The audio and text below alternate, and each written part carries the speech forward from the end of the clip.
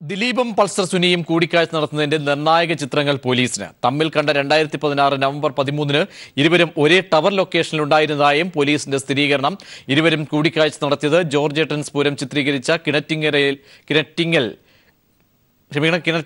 Tennis ക്ലബിൽ. അതേസമയം നടി ആക്രമിക്കപ്പെട്ടതിന്റെ ദൃശ്യങ്ങളുള്ള മെമ്മറി കാർഡ് കാവ്യയുടെ കടയിൽ ഏൽപ്പിച്ചെന്ന് സുനിയുടെ മൊഴി. വിജീഷാണ് കാർഡ് കടയിൽ ഏൽപ്പിച്ചതെന്നും സുനിയുടെ മൊഴി വരുന്നു.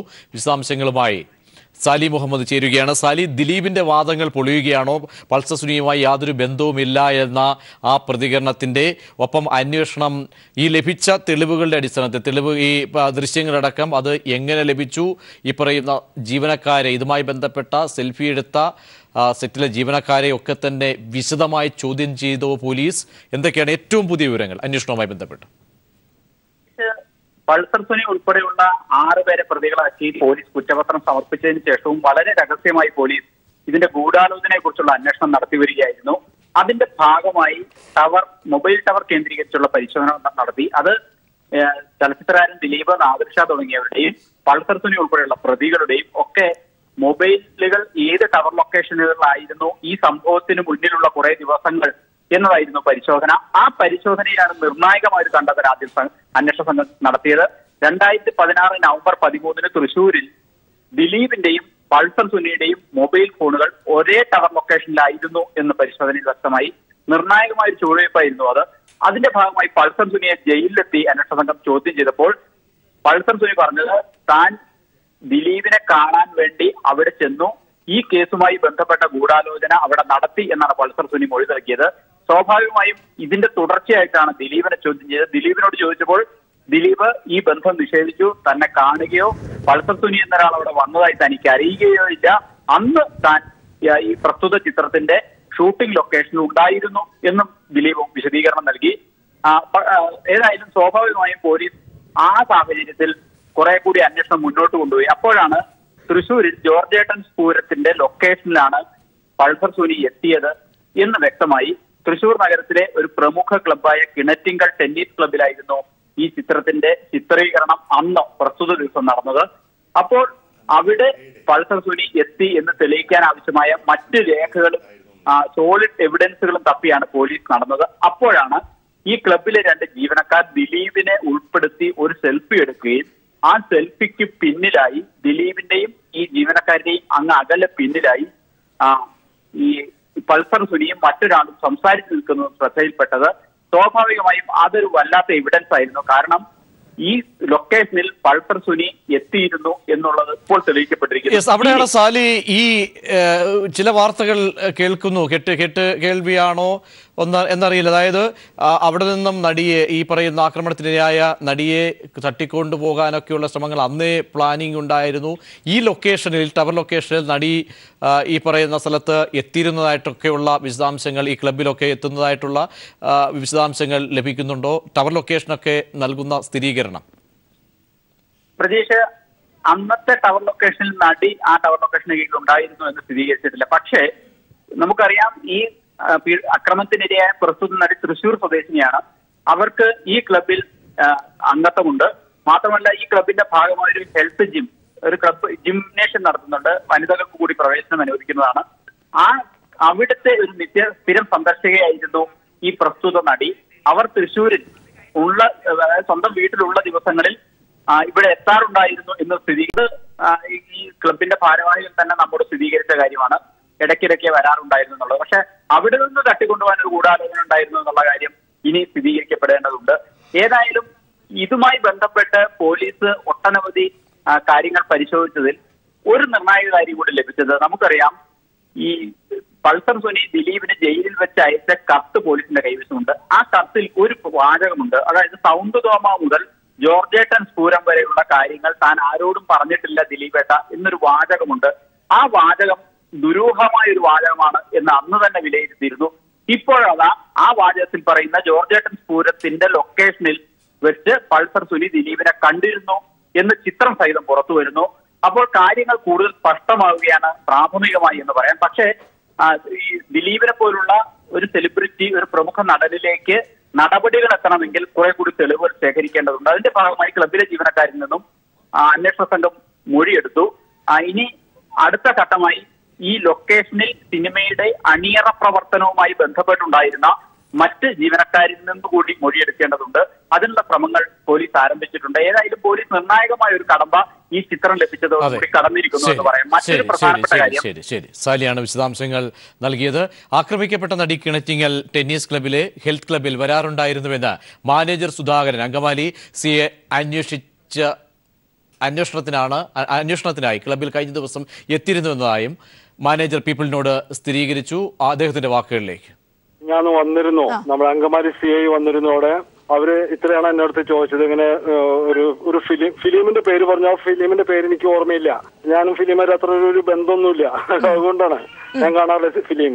അപ്പൊ ഡേറ്റ് പറഞ്ഞ ഏകദേശം ഞാൻ ഓർത്ത് നവംബറിൽ ഒരു ഷൂട്ടിംഗ് നടന്നിട്ടുണ്ട് അവിടെ ദിലീപിന്റെ. അപ്പൊ ഞാൻ സിയോട് പറഞ്ഞു ഇങ്ങനെ ദിവസം ഒരു ഷൂട്ടിംഗ് നടന്നിട്ടുണ്ട്. കഴിഞ്ഞ ദിവസം സൺഡേ ആയതുകൊണ്ട് ഞാൻ ഓഫീസിലില്ല. അപ്പൊ ആരൊക്കെ ഷൂട്ടിങ്ങിന് വന്നിട്ടുണ്ടായിരുന്നു എന്തായിരുന്നു എന്നുള്ളത് എനിക്കറിയില്ല. ഷൂട്ടിംഗ് പകലായിരുന്നു. PI സാർ അവര് മറ്റേ സ്റ്റാഫിന്റെ അടുത്ത് എന്താണ് ചോദിച്ചത് എന്നും എനിക്കറിയില്ല. കാരണം എന്റെ ക്യാബിനിൽ വെച്ചിട്ടല്ലായിരുന്നു ചോദിച്ചത്. അപ്പൊ അവരോട് റിസപ്ഷനിൽ നിന്നിട്ടാണ് ചോദിച്ചിരുന്നത്. സാറിന് ഓറലായിട്ടുള്ള ചോദ്യങ്ങളായിരുന്നു.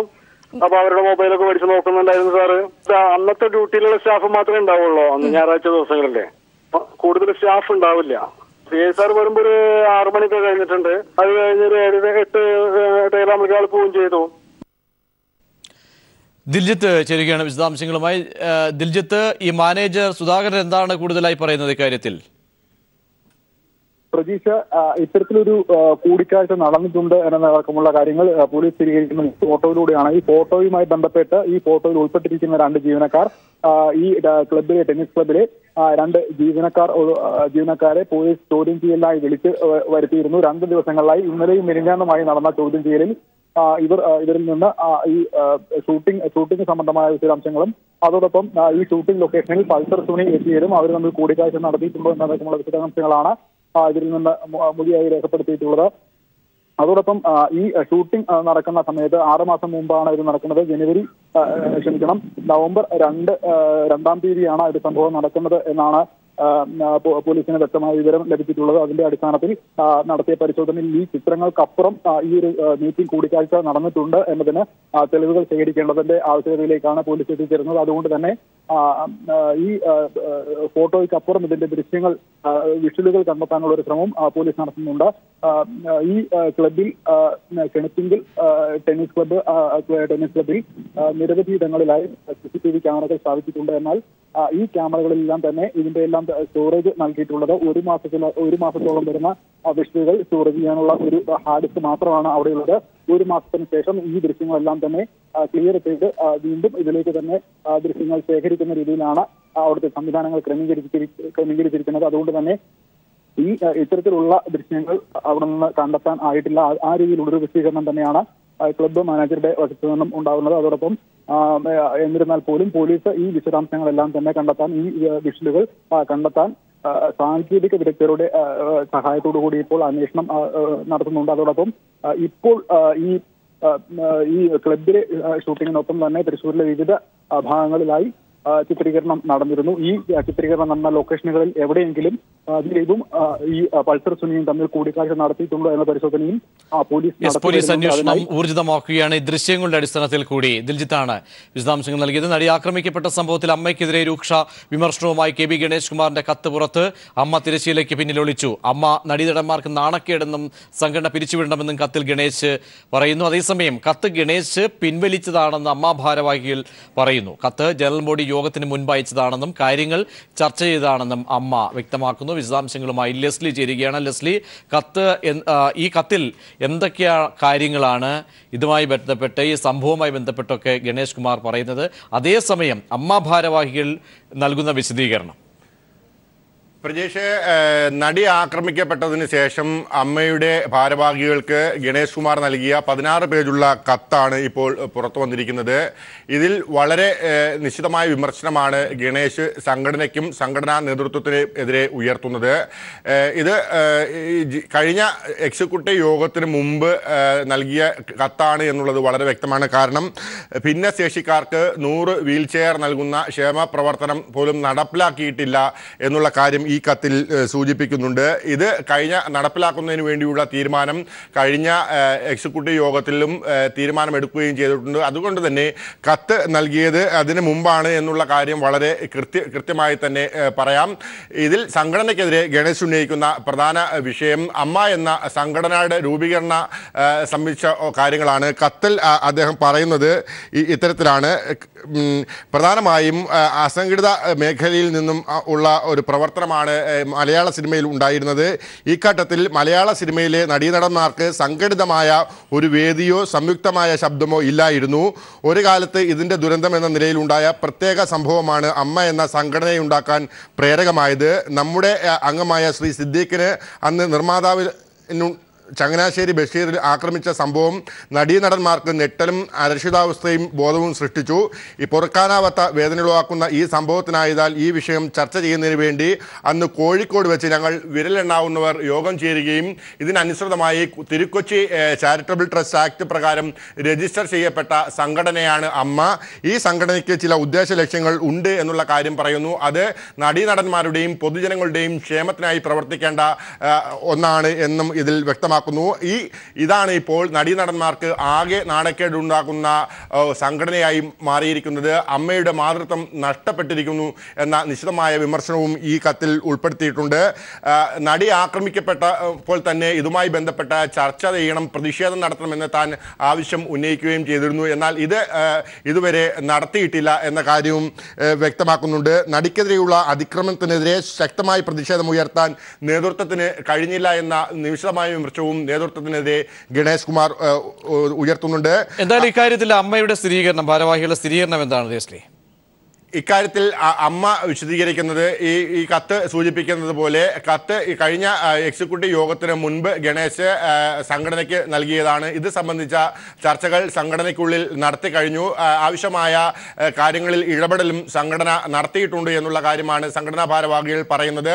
അതനുസരിച്ച് സംഘടന കൈക്കൊണ്ട നടപടികളുടെ പശ്ചാത്തലത്തിൽ ഗണേശ് ഈ കത്ത് പിൻവലിക്കുകയും ചെയ്തതാണ് എന്ന് സംഘടനാ ഭാരവാഹികൾ വ്യക്തമാക്കുകയും ചെയ്തിട്ടുണ്ട്. എന്തായാലും നടി ആക്രമിക്കപ്പെട്ടതിന് ശേഷം സംഘടനയ്ക്കുള്ളിൽ ഓരോ അംഗങ്ങൾക്കും വ്യക്തമായ പ്രതിഷേധമുണ്ടായിരുന്നു. ആ പ്രതിഷേധം ചർച്ചയിലൂടെ പരിഹരിക്കപ്പെട്ടു എന്നാണ് കഴിഞ്ഞ ദിവസം വാർത്താ സമ്മേളനത്തിൽ ഭാരവാഹികൾ പറഞ്ഞിരിക്കുന്നത്. എന്തായാലും രേഖാമൂലം ഇത്തരം ഒരു പരാതി സംഘടനയ്ക്ക് ലഭിച്ചിരുന്നു എന്നുള്ള കാര്യം സംഘടന മറച്ചുവെക്കുകയും ചെയ്തിരുന്നു.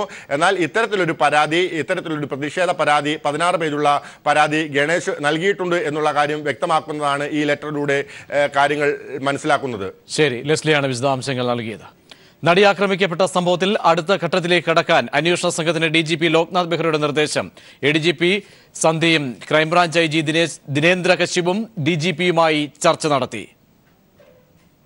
കൊച്ചിയിൽ സിനിമാ നടി ആക്രമിക്കപ്പെട്ട സംഭവത്തിൽ കേസന്വേഷണത്തിന്റെ പുരോഗതി വിലയിരുത്താനാണ് DGP ലോക്നാഥ് ബെഹ്റ അന്വേഷണ ഉദ്യോഗസ്ഥരുമായി കൂടിക്കാഴ്ച നടത്തിയത്.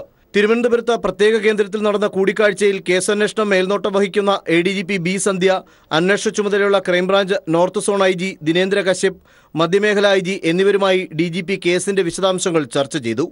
കേസ് ഡയറി വിളിച്ചുവരുത്തി പരിശോധിച്ച DGP കേസന്വേഷണത്തിലെ IGമാരുടെ പ്രവർത്തനത്തിൽ അതൃപ്തി രേഖപ്പെടുത്തി. ക്രൈംബ്രാഞ്ച് IG ദിനേന്ദ്ര കശ്യപിനോട് ഉടൻ കൊച്ചിയിലെത്താനും കേസുമായി ബന്ധപ്പെട്ട് ഉയർന്ന ദുരൂഹത 5 ദിവസത്തിനുള്ളിൽ നീക്കാനും DGP നിർദ്ദേശിച്ചു. കേസന്വേഷണം ഊർജിതമായി മുന്നോട്ട് കൊണ്ടുപോകണം. പല കേന്ദ്രങ്ങളിൽ നിന്ന് പുതിയ വെളിപ്പെടുത്തലുകൾ വരുന്നു. ഇക്കാര്യങ്ങളെല്ലാം അന്വേഷണ സംഘം പരിശോധിക്കണം. മൊഴികൾ വരുന്നുണ്ട്. ഇത്തരം സാഹചര്യത്തിൽ ഉദ്യോഗസ്ഥർ കൂട്ടായ അന്വേഷണത്തിലേക്ക് കടക്കണമെന്നും DGP ആവശ്യപ്പെട്ടിരിക്കുകയാണ്. കേസന്വേഷണത്തിന്റെ 2ാം ഘട്ടത്തിലേക്ക് കടക്കേണ്ട സമയമായിരിക്കുന്നുവെന്ന് പറഞ്ഞ DGP ലോക്നാഥ് ബെഹ്റ കേസിൽ കഴിഞ്ഞ ദിവസം ചോദ്യം ചെയ്ത നടന്മാരെ അറസ്റ്റ് ചെയ്ത് ചോദ്യം ചെയ്യേണ്ടതുണ്ടെങ്കിൽ അതിലേക്ക് കടക്കാമെന്നും നിർദ്ദേശിച്ചിട്ടുണ്ട്. Sunil Arumanoor, news bureau, Thiruvananthapuram. വിമർശനങ്ങളെ ഉൾക്കൊള്ളുന്നതായി നടൻ മുകേഷ് MLA. താൻ തുടക്കക്കാരനാണ്, തെറ്റുകൾ സ്വാഭാവികം. നടി ആക്രമിക്കപ്പെട്ട സംഭവത്തിൽ അന്വേഷണം ശരിയായ ദിശയിലെന്നും മുകേഷ് പറഞ്ഞു. ഞാൻ ഇതൊക്കെ ഉൾക്കൊള്ളുന്നുണ്ട്. അല്ല, വികാരത്തിന്റെ പുറത്തൊന്നുമില്ല. ഞാൻ എന്തെങ്കിലും ഒരു വാക്കോ വാചകോ മോശമായിട്ട് പറഞ്ഞു, ഒരു വാക്ക് പറഞ്ഞു ഇല്ലല്ലോ. തീർച്ചയായിട്ടും ഞാൻ ഗവൺമെന്റിന്റെ ഭാഗമാണ്. അന്വേഷണത്തിന് തൃപ്തമല്ലെങ്കിൽ എനിക്ക് പറയാമല്ലോ, തൃപ്തനാണ്. ദിലീപിന്റെ പുതിയ ചിത്രം രാമലീലയുടെ റിലീസ് മാറ്റിവെച്ചു. സെൻസറിംഗ് പ്രശ്നം കാരണമാണ് ചിത്രത്തിന്റെ റിലീസ് എന്ന് നിർമ്മാതാവ് ടോമിച്ചൻ മുളകുപാടം പറഞ്ഞു. ഈ മാസം 14-നോ 21-നോ റിലീസ് ഉണ്ടാകുമെന്നും നിർമ്മാതാവ്. നടി ആക്രമിക്കപ്പെട്ട സംഭവത്തിൽ വിവാദങ്ങൾ തുടരുന്നതിനിടെയാണ് ദിലീപ് നായകനായ രാമലീലയുടെ റിലീസിംഗ് മാറ്റിവെച്ചത്. വെള്ളിയാഴ്ച റിലീസ് ചെയ്യാനിരുന്ന ചിത്രം തൽക്കാലം ഇറക്കേണ്ട എന്നാണ് നിർമ്മാതാവ് ഉൾപ്പെടെയുള്ളവരുടെ തീരുമാനം. പുലിമുരുകൻ നൽകിയ ബ്രഹ്മാണ്ഡ ഹിറ്റിന് ശേഷം ടോമിച്ചൻ മുളകുപാടം നിർമ്മിക്കുന്ന രാമലീല ദിലീപ് ആരാധകർ കാത്തിരിക്കുന്ന ചിത്രമാണ്. സെൻസർ സംബന്ധിച്ച പ്രശ്നമാണ് റിലീസ് മാറ്റിവെക്കാൻ ഇടയാക്കിയതെന്ന് നിർമ്മാതാവ് ടോമിച്ചൻ മുളകുപാടം പീപ്പിളിനോട് പ്രതികരിച്ചു. ഈ മാസം 14-നോ 21-നോ ചിത്രം റിലീസ് ചെയ്യുമെന്നും നിർമ്മാതാവ് പ്രതികരിച്ചു. അത് ആൾക്കാർക്ക് പലതും പറയാമല്ലോ. എൻ്റെ ഒരു പ്രൊഡക്റ്റ് എനിക്കില്ല അറിയാവുന്നത്. ഇന്നലെയാണ് അറിയുന്നത്. ഞങ്ങളത് 7-ാം തീയതി തന്നെ മാക്സിമം ഇന്നലെ പ്ലാൻ ചെയ്തു. പക്ഷേ സെൻസറിങ് ഞാൻ കിട്ടിയിരിക്കേണ്ടത് 6-ാം തീയതിയാണ്. ഈ 6-ാം തീയതി സെൻസർ ചെയ്ത് കഴിഞ്ഞാൽ നമുക്ക് 7-ാം തീയതി സർട്ടിഫിക്കറ്റ് ആകത്തില്ല. ഇപ്പൊ തന്നെ എല്ലാ പടങ്ങളും മാറി പോകുന്നില്ലേ? നടി ആക്രമിക്കപ്പെട്ട സംഭവത്തിൽ ദിലീപിനെതിരെ ആരോപണങ്ങൾ അനുദിനം ഉയരുന്ന സാഹചര്യത്തിൽ ചിത്രം പ്രേക്ഷകർ കൈവിടുമോ എന്ന ആശങ്കയും അണിയറ പ്രവർത്തകർക്കുണ്ട്. ഈ മാസം 14-നോ 21-നോ റിലീസ് ചെയ്യുമെന്ന് നിർമ്മാതാവ് പറയുന്നുണ്ടെങ്കിലും ഇക്കാര്യത്തിൽ കൂടുതൽ വ്യക്തതയില്ല. News desk people TV. സെൻകുമാറിനെ DGP സ്ഥാനത്ത് നിന്ന് മാറ്റണമെന്ന മുഖ്യമന്ത്രി ഉൾപ്പെടെ ആരോടും താൻ ആവശ്യപ്പെട്ടിട്ടില്ലെന്ന് P. ജയരാജൻ. UDF ഭരണകാലത്ത് കോൺഗ്രസിന്റെ രാഷ്ട്രീയ ദൗത്യം ഏറ്റെടുത്ത വ്യക്തിയായിരുന്നു സെൻകുമാറെന്നും ജയരാജൻ ഫേസ്ബുക്കിലൂടെ വ്യക്തമാക്കുകയായിരുന്നു. വിശദാംശങ്ങളുമായി PV കുട്ടൻ ചേരുന്നു. കുട്ടൻ, ഇക്കാര്യത്തിൽ തെറ്റിദ്ധാരണാജനകമായ പ്രസ്താവന നിരയൊക്കെ തന്നെ വാർത്തകളൊക്കെ തന്നെയും വന്നിരുന്നു. P. ജയരാജൻ ഇക്കാര്യത്തിൽ എന്ത് വിശദീകരണമാണ് നൽകുന്നത്?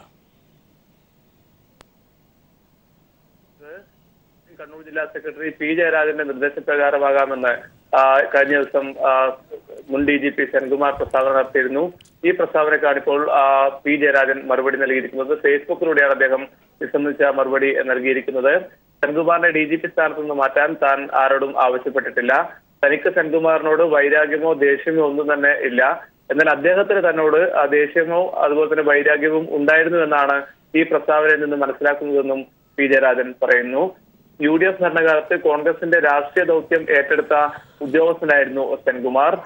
പല കേസുകളിലും അദ്ദേഹം UDFന്റെ ഭരണകാലത്ത് പല കേസുകളിലും സെൻകുമാർ നിയമവിരുദ്ധമായ ഇടപെടലുകൾ നടത്തിയതായി പിന്നീട് തെളിയുകയും ചെയ്തിട്ടുണ്ട്. താൻ അന്ന് ജയിൽ ഉപദേശക സമിതി അംഗമായിരുന്നു. തന്നെ ആ ഉപദേശക സമിതി അംഗത്വത്തിൽ നിന്നും മാറ്റുന്നതിന് വേണ്ടി അന്ന് ഇന്റലിജൻസ് മേധാവിയായിരുന്ന സെൻകുമാർ തെറ്റായ റിപ്പോർട്ട് നൽകിയിരുന്നു. അന്ന് സെൻകുമാർ നൽകിയ റിപ്പോർട്ട് താൻ ജയിൽ ഉപദേശക സമിതി അംഗം എന്ന നിലയിൽ ജയിലിൽ പോയി കൊടും ക്രിമിനലുകളെ നിരന്തരം സന്ദർശിക്കുന്നുവെന്നാണ് അന്ന് ഇന്റലിജൻസ് മേധാവിയായിരുന്ന സെൻകുമാർ നൽകിയ റിപ്പോർട്ട്. താൻ ജയിലിൽ നിരന്തരം പോയിരുന്നു എന്നുള്ളത് സത്യമാണ്. പക്ഷെ അത് അന്ന് വയനാട്ടിൽ കർഷക അതുപോലെ തന്നെ ഈ ഭൂസമരത്തിന്റെ ഭാഗമായി അന്ന് ജയിലിൽ അടക്കപ്പെട്ട വയനാട്ടിലെ കർഷകരെ കാണുന്നതിന് വേണ്ടിയാണ് താൻ നിരന്തരം ജയിലിൽ പോയിരുന്നത്. അത്തരത്തിൽ ഈ ഭൂസമരം നടത്തിയ കർഷകരെ കൊടും ക്രിമിനലുകളായി ചിത്രീകരിക്കുന്ന നിലപാടാണ് സെൻകുമാർ നടത്തിയിരിക്കുന്നത്. അതുപോലെ തന്നെ ഇപ്പോൾ ഫസൽ കേസിൽ നിരവധിയായ പുതിയ വെളിപ്പെടുത്തലുകൾ ഉണ്ടായിട്ടുണ്ട്. അതുപോലെ ഇനിയും മറ്റു പല സംഭവങ്ങളും ഇത്തരത്തിലുള്ള വെളിപ്പെടുത്തലുകൾ വരും. അതൊക്കെ സെൻകുമാർ കാത്തിരുന്ന് കാണേണ്ടി വരുമെന്നും P. ജയരാജൻ ഫേസ്ബുക്കിൽ പ്രതികരിച്ചിട്ടുണ്ട്. ശരി അജിംഷാദ്, ക്ഷമിക്കണം. PV കുട്ടൻ, സർക്കാരിന്റെ പുതിയ മദ്യനയം നിലവിൽ വന്നതോടെ സംസ്ഥാനത്ത് 5 സ്റ്റാർ ഉൾപ്പെടെ 97 ബാറുകൾ തുറന്നു. എക്സൈസിന് അപേക്ഷ ലഭിച്ച 81 3 സ്റ്റാർ ബാറുകളിൽ 77 എണ്ണത്തിന് ലൈസൻസ് നൽകി. 2112 കള്ള് ഷോപ്പുകളും ലൈസൻസ് ലഭിച്ചതിന്റെ അടിസ്ഥാനത്തിൽ പ്രവർത്തിച്ചു തുടങ്ങി. അതേസമയം ബാറുകൾ തുറന്നതോടെ എക്സൈസ് ഉദ്യോഗസ്ഥർ പരിശോധനയും ശക്തമാക്കി. സംസ്ഥാന സർക്കാരിന്റെ പുതിയ മദ്യനയത്തിന്റെ ഭാഗമായാണ് 3 സ്റ്റാർ 4 സ്റ്റാർ ബാറുകൾ തുറന്നു പ്രവർത്തിക്കാൻ അനുമതി നൽകിയത്. മദ്യനയം നിലവിൽ വന്നതോടെ 2014 മാർച്ച് 31 വരെ പ്രവർത്തിച്ചിരുന്ന 3-4 സ്റ്റാർ ഹോട്ടലുകളിൽ ബാറുകൾക്ക് എക്സൈസ് ലൈസൻസ് കൊടുക്കുകയായിരുന്നു. സംസ്ഥാനത്ത് 20 5 സ്റ്റാർ ഉൾപ്പെടെ 97 ബാറുകളാണ് ലൈസൻസ് നേടി ഇന്ന് തുറന്നത്. 81 ബാറുകൾ ലൈസൻസ് പുതുക്കാൻ അപേക്ഷ നൽകിയെങ്കിലും അതിൽ 77 എണ്ണത്തിന് മാത്രമേ ലൈസൻസ് ലഭിച്ചുള്ളൂ. ബാക്കിയുള്ളവയ്ക്ക് അടുത്ത ദിവസങ്ങളിൽ ലൈസൻസ് ലഭിക്കും. ലൈസൻസ് ലഭിച്ച ബാറുകൾ രാവിലെ 11 മണിക്ക് തുറക്കുന്നതും കാത്ത് മദ്യപന്മാർ ബാറിന് മുന്നിൽ നേരത്തെ തന്നെ എത്തിയിരുന്നു. ബാറുകളുടെ വാതിലുകൾ തങ്ങൾക്കായി വീണ്ടും തുറന്നപ്പോൾ ഭൂരിപക്ഷം പേരും സന്തോഷത്തിലായി. പിന്നെ ബാറ് തുറന്നവർക്കായി നന്ദി പ്രകടനവും. സന്തോഷമുണ്ട്. ഉള്ള കാശിന് മാന്യമായി വന്നിരുന്ന് കുടിച്ചും കൊണ്ട് പോകാം. റോഡിൽ കുടിച്ചെന്നുള്ള വേളമില്ല, അവിടെ പോയി ക്യൂ നിൽക്കേണ്ട. ശരിക്കും പറഞ്ഞാൽ ഈ സർക്കാർ ചെയ്തൊരു നല്ല കാര്യമെന്ന് ഞാൻ പറയുള്ളൂ. തീരുമാനം ഇത് തുടങ്ങിയ ഞങ്ങളുടെ പൈസ കുറേ വീട്ടിൽ ചെല്ലും. ഇല്ലെങ്കിൽ ഞങ്ങൾ സിവിലിൽ പോയി സാധനം മേടിച്ചുകൊണ്ട് വന്നാലേ കാട്ടിൽ പോയിരിക്കണം. കാട്ടിൽ പോയി ഇരുന്നിട്ട് പോലീസുകാർ പിടിച്ച് പെറ്റി അടിക്കുന്നു. പുതുതായി തുറന്ന പല ബാറുകളിലും പ്രത്യേക ഓഫറുകളും രുചിയേറിയ സൗജന്യ സൈഡ് ഡിഷും മദ്യപിക്കാനെത്തിയവർക്കായി ഒരുക്കിയിരുന്നു. എറണാകുളം ജില്ലയിലാണ് ഏറ്റവും കൂടുതൽ ബാറുകൾ തുറന്നത്, 20 എണ്ണം. തിരുവനന്തപുരത്ത് 11, തൃശൂരിൽ 9, കണ്ണൂരിൽ 8, കോട്ടയത്ത് 6, ആലപ്പുഴയിൽ 2, കോഴിക്കോട് 5 ബാറുകൾ തുറന്നിട്ടുണ്ട്. പത്തനംതിട്ട, കാസർഗോഡ് എന്നീ ജില്ലകളിൽ ഒരു ബാർ പോലും തുറന്നിട്ടില്ല. ബാറുകളിൽ എക്സൈസ് ഉദ്യോഗസ്ഥർ പരിശോധനയും ആരംഭിച്ചിരിക്കുകയാണ്. 11 മണി മുതൽ രാത്രി 11 മണി വരെയാണ് ബാറുകളുടെ പ്രവർത്തന സമയം. സംസ്ഥാനത്ത് 3 സ്റ്റാർ 4 സ്റ്റാർ ബാറുകൾക്ക് സർക്കാർ മദ്യനയത്തിന്റെ ഭാഗമായി ലൈസൻസ് നൽകിയെങ്കിലും കർശനമായിട്ടുള്ള രീതിയിലുള്ള പരിശോധനകളും അതോടൊപ്പം തന്നെ ബോധവൽക്കരണവും തുടരും. ക്യാമറാമാൻ രാഹുൽ ചന്ദ്രനൊപ്പം സുനിൽ അരിമാനൂർ. ബീഫ് കൈവശം വെച്ചെന്നാരോപിച്ച് ജാർഖണ്ഡിൽ ഒരാളെ അടിച്ചുകൊന്ന കേസിൽ BJP നേതാവ് ഉൾപ്പെടെ 3 പേർ അറസ്റ്റിലായി. രാഗഡിലെ BJP മീഡിയ സെല്ലിന്റെ ചുമതലക്കാരനായ നിത്യാനന്ദ് മഹതോയാണ് അറസ്റ്റിലായത്. അതേസമയം രാജ്യത്ത് ആളുകളെ മർദ്ദിച്ചു കൊല്ലുന്നത് പുതിയ സംഭവമല്ലെന്ന് BJP ദേശീയ അധ്യക്ഷൻ അമിത്ഷാ ഗോവയിൽ പറഞ്ഞു. സമീപകാല സംഭവങ്ങൾ മാധ്യമപ്രവർത്തകർ ചൂണ്ടിക്കാട്ടിയപ്പോഴായിരുന്നു അമിത്ഷായുടെ മറുപടി. കഴിഞ്ഞ വ്യാഴാഴ്ചയാണ് ജാർഖണ്ഡിലെ ബജാർഗഡ് ഗ്രാമത്തിൽ മുഹമ്മദ് അലിമുദ്ദീൻ എന്നയാളെ ബീഫ് കടത്തിയെന്നാരോപിച്ച് ഒരു സംഘം ആളുകൾ മർദ്ദിച്ചു കൊലപ്പെടുത്തിയത്. ഇയാളുടെ വാഹനവും കത്തിച്ചു. പശുവിന്റെ പേരിൽ മനുഷ്യനെ കൊല്ലുന്നത് അംഗീകരിക്കില്ലെന്ന് പ്രധാനമന്ത്രി പറഞ്ഞ മണിക്കൂറുകൾക്കകത്തായിരുന്നു സംഭവം. ഈ സംഭവത്തിലാണ് BJP നേതാവ് ഉൾപ്പെടെ 3 പേർ അറസ്റ്റിലായത്. രാംഗഡിലെ BJPയുടെ മീഡിയ സെല്ലിന്റെ ചുമതലയുള്ള നിത്യാനന്ദ് മെഹതോ, സന്തോഷ് സിംഗ്, ചോട്ടു റാണ എന്നിവരാണ് പിടിയിലായത്. ഇവരെ പോലീസ് വിശദമായി ചോദ്യം ചെയ്തു വരികയാണ്. ജനക്കൂട്ടം മർദ്ദിച്ചു കൊല്ലുന്ന സംഭവങ്ങളിൽ തങ്ങൾക്ക് പങ്കില്ലെന്ന് BJP നേതൃത്വം ആവർത്തിക്കുന്നതിനിടെയാണ് പ്രാദേശിക നേതാവിന്റെ അറസ്റ്റ്. അതിനിടെ കേന്ദ്ര സർക്കാരും BJPയും വിമർശനം നേരിടുന്ന ഘട്ടത്തിൽ പ്രതികരണവുമായി BJP ദേശീയ അധ്യക്ഷൻ അമിത്ഷാ രംഗത്തെത്തി. ജനക്കൂട്ടം സ്വയം വിചാരണ നടത്തി മർദ്ദിച്ചു കൊല്ലുന്നത് രാജ്യത്ത് പുതുമയുള്ള സംഭവമല്ല എന്നായിരുന്നു അമിത്ഷായുടെ പ്രതികരണം. ഗോവയിലെ പനാജിയിൽ മാധ്യമപ്രവർത്തകരുടെ ചോദ്യങ്ങൾക്കാണ് അമിത്ഷാ മറുപടി നൽകിയത്. 2011, 2012, 2013 കാലങ്ങളിൽ ഇതിൽ കൂടുതൽ മർദ്ദിച്ചു കൊല്ലുന്ന സംഭവങ്ങൾ ഉണ്ടായിരുന്നു. അന്ന് ആരും അതിനെ ചോദ്യം ചെയ്തിട്ടില്ലെന്നും അമിത്ഷാ പറഞ്ഞു. ന്യൂനപക്ഷങ്ങൾക്കെതിരെ അതിക്രമം വർദ്ധിക്കുന്ന സാഹചര്യം മാധ്യമപ്രവർത്തകർ ചൂണ്ടിക്കാട്ടിയപ്പോൾ പാർട്ടിയും സർക്കാരും എല്ലാ വിഭാഗം ജനങ്ങളെയും ഒരുപോലെയാണ് കാണുന്നതെന്നും അമിത്ഷാ മറുപടി നൽകി. News bureau, Delhi. ആശുപത്രിയിലെ വെള്ളത്തിൽ ചത്ത എലിയുടെ അവശിഷ്ടങ്ങൾ കണ്ടെത്തി. കോഴിക്കോട് ബീച്ച് ആശുപത്രിയിലാണ് സംഭവം. പനിവാർഡിലടക്കമുള്ള പൈപ്പ് വെള്ളത്തിലാണ് ചത്ത എലിയുടെ അവശിഷ്ടം കണ്ടെത്തിയത്. സംഭവത്തിൽ ആരോഗ്യമന്ത്രി അന്വേഷണം പ്രഖ്യാപിച്ചു. ഡെങ്കിപ്പനി ബാധിച്ചു ചികിത്സയിലുള്ള രോഗി ബാത്റൂമിൽ നിന്ന് വെള്ളം ശേഖരിച്ചപ്പോഴാണ് എലിയുടെ അവശിഷ്ടങ്ങൾ കണ്ടത്. ഉടൻ തന്നെ മറ്റു രോഗികളെയും കൂട്ടിരിപ്പുകാരെയും വിവരമറിയിച്ചു. ചീക്കിലോട് സ്വദേശി സുധാകരന്റെ മകൾക്കാണ് ഈ അനുഭവം. ഇന്ന് രാവിലെ മകള് 4 ദിവസമായി മേലൊന്നും കഴുകാത്ത ഇന്ന് മേൽ കഴുകാൻ വേണ്ടി വെള്ളം എടുക്കാൻ വേണ്ടി ബാത്റൂമിൽ പോയ സമയത്ത് എലിന്റെ അവശിഷ്ടങ്ങൾ ഈ ഇറച്ചിയോട് കൂടിയിട്ടുള്ള ഭാഗങ്ങളാണ് കാണാൻ വേണ്ടി കഴിഞ്ഞത്. ഈ കാര്യം ആശുപത്രി അധികൃതരുടെ ശ്രദ്ധയിൽപ്പെടുത്തിയതിനെ തുടർന്ന് ടാങ്കിൽ അവശേഷിച്ച വെള്ളം ഒഴുക്കിക്കളഞ്ഞു. പനിവാർഡിലേക്കടക്കമുള്ള പൈപ്പ് വെള്ളത്തിൽ എലി അവശിഷ്ടങ്ങൾ കണ്ടെത്തിയതിനെ തുടർന്ന് DCC പ്രസിഡന്റ് T സിദ്ദീഖിന്റെ നേതൃത്വത്തിൽ കോൺഗ്രസ് പ്രവർത്തകർ കുത്തിരിപ്പ് പ്രതിഷേധം നടത്തി. അതേസമയം സംഭവത്തെക്കുറിച്ച് ആരോഗ്യവകുപ്പ് അന്വേഷിക്കുമെന്ന് മന്ത്രി KK ശൈലജ ടീച്ചർ അറിയിച്ചു. ആശുപത്രി ശുചീകരിക്കുന്ന കാര്യത്തിൽ അധികൃതരുടെ ഭാഗത്തുനിന്ന് വീഴ്ചയുണ്ടോ എന്ന് പരിശോധിച്ച് കർശന നടപടിയെടുക്കുമെന്നും മന്ത്രി അറിയിച്ചു. News bureau, Kozhikode. GST നിലവിൽ വന്ന സാഹചര്യത്തിൽ സംസ്ഥാനത്ത് ഉൽപ്പന്നങ്ങൾക്കും സേവനങ്ങൾക്കുമുണ്ടായ നികുതി മാറ്റം സംബന്ധിച്ച വിശദമായ പട്ടിക ഇന്ന് പുറത്തിറക്കും. പട്ടിക മാധ്യമങ്ങളിലൂടെയും പ്രസിദ്ധീകരിക്കും. വ്യാപാരികൾ കൊള്ളലാഭം നേടുന്നത് ഒഴിവാക്കാനാണ് പട്ടിക പ്രസിദ്ധീകരിക്കുന്നത്. GST സംബന്ധിച്ച പരാതികൾ പരിഹരിക്കുന്നതിന് സംസ്ഥാന തലത്തിലും ജില്ലാതലത്തിലും പ്രത്യേക അതോറിറ്റിയും രൂപീകരിക്കുന്നുണ്ട്. GST ഭിന്നശേഷിക്കാർക്ക് തിരിച്ചടിയാകുന്നു. ഭിന്നശേഷിക്കാരുടെ സഹായ ഉപകരണങ്ങൾക്ക് ഉയർന്ന GST ഏർപ്പെടുത്താനുള്ള തീരുമാനത്തിനെതിരെ പ്രതിഷേധം ശക്തം. നികുതി ചുമത്തൽ ഭിന്നശേഷി അവകാശ സംരക്ഷണ ബില്ലിലെ വ്യവസ്ഥകൾക്ക് എതിരാണെന്നും വിമർശനമുയരുന്നു. GST നിലവിൽ വന്നതോടെ കാഴ്ചശക്തിയില്ലാത്തവർ ഉപയോഗിക്കുന്ന ബ്രെയിൽ പേപ്പർ, ബ്രെയിൽ ടൈപ്പ്റൈറ്റർ, കേൾവി സഹായികൾ, വീൽചെയർ തുടങ്ങി ഭിന്നശേഷിക്കാരുടെ സഹായ ഉപകരണങ്ങൾക്ക് 5 മുതൽ 18% വരെ നികുതി വേണം. മുമ്പ് ഭിന്നശേഷിക്കാരുടെ ഉപകരണങ്ങൾക്ക് നികുതി ഉണ്ടായിരുന്നില്ല. 2016 പാർലമെന്റ് പാസാക്കിയ ഭിന്നശേഷി അവകാശ സംരക്ഷണ ബില്ലിൽ ഇവർക്കുള്ള ഉപകരണങ്ങൾ സൗജന്യമായോ കുറഞ്ഞ നിരക്കിലോ നൽകണമെന്നാണ് വ്യവസ്ഥ. ഇതിന് ഘടകവിരുദ്ധമാണ് നികുതി ചുമത്താനുള്ള തീരുമാനമെന്ന് ഭിന്നശേഷി അവകാശ സംരക്ഷണ വേദി അഖിലേന്ത്യാ സെക്രട്ടറി മുരളീധരൻ പറഞ്ഞു. ഇതെല്ലാ ഉപകരണങ്ങളും നേരത്തെ ടാക്സ് റെജീമിന് പുറത്തായിരുന്നു. 0% ടാക്സ്, കസ്റ്റംസ് ഉണ്ടായിരുന്നില്ല, വാറ്റ് ഉണ്ടായിരുന്നില്ല, പല സ്ഥലത്തും പല സ്റ്റേറ്റ്സിനും വാറ്റ് ഉണ്ടായിരുന്നില്ല. ഇപ്പോൾ ഒരു പുതിയ റെജീം നമ്മൾ കൊണ്ടുവരുമ്പോൾ ടാക്സ് റെജീം കൊണ്ടുവരുമ്പോൾ ഇതെല്ലാ ഐറ്റം ടാക്സബിൾ ആവും. It will be unaffordable. ഭിന്നശേഷിക്കാരുടെ ഉപകരണങ്ങളെ നികുതി പരിധിയിൽ നിന്നും ഒഴിവാക്കണമെന്ന് അഭ്യർത്ഥിച്ച് കേന്ദ്ര ധനമന്ത്രി അരുൺ ജെയ്റ്റ്ലിക്കും സംസ്ഥാന ധനമന്ത്രിമാർക്കും ഭിന്നശേഷി അവകാശ സംരക്ഷണ വേദി കത്തയച്ചിരുന്നു.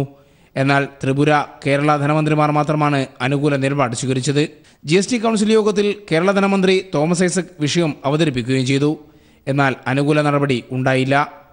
പൂജാവസ്തുക്കൾക്ക് നികുതി ഒഴിവാക്കിയ സർക്കാർ ഭിന്നശേഷിക്കാരെ പരിഗണിക്കാത്തതിൽ വലിയ പ്രതിഷേധമാണ് ഉയരുന്നത്. ഈ സർക്കാർ നിങ്ങൾക്ക് ഡിസേബിൾഡ് ആൾക്കാർക്ക് ദിവ്യാംഗ് എന്നൊരു പേരിട്ടു. ദൈവീയ ശക്തിയുള്ള ആൾക്കാരെ കഴിയുന്നില്ല. പക്ഷേ അതേസമയത്ത് ഇവർക്ക് ഉപയോരണ്ട സ്ഥാനത്തിൽ നിന്ന് ടാക്സേഷൻ ഇടുകയാണ്. പൂജ ഐറ്റംസിനെല്ലാം ടാക്സേഷൻ പലതരം നില്ലാണ് ടാക്സേഷൻ. നിങ്ങൾ പൂജ മാത്രം ചെയ്താൽ മതി, വീട്ടിൽ നിന്ന് പുറത്തിറങ്ങണ്ട എന്നുള്ള മെസ്സേജാണ് ഡിസേബിൾഡ് ഈ ഗവൺമെൻറ് കൊടുക്കുന്നതാണ്. News bureau, Kozhikode. പുന്നപ്ര വയലാർ സമരസേനാനിയും CPM സംസ്ഥാന കമ്മിറ്റി അംഗവുമായിരുന്ന PK ചന്ദ്രാനന്ദന്റെ 3ാം ചരമവാർഷികാചരണം ഇന്ന് നടക്കും. ഇതിന്റെ ഭാഗമായി PKC അന്ത്യവിശ്രമം കൊള്ളുന്ന വലിയ ചുടുകാട് രക്തസാക്ഷി മണ്ഡപത്തിൽ പുഷ്പാർച്ചന നടത്തി. പുഷ്പാർച്ചനയിൽ ബന്ധുക്കളും മാധ്യമപ്രവർത്തകരും പങ്കെടുത്തു. വൈകിട്ട് നടക്കുന്ന അനുസ്മരണ സമ്മേളനം സംസ്ഥാന സെക്രട്ടേറിയറ്റ് അംഗം MV ഗോവിന്ദൻ ഉദ്ഘാടനം ചെയ്യും.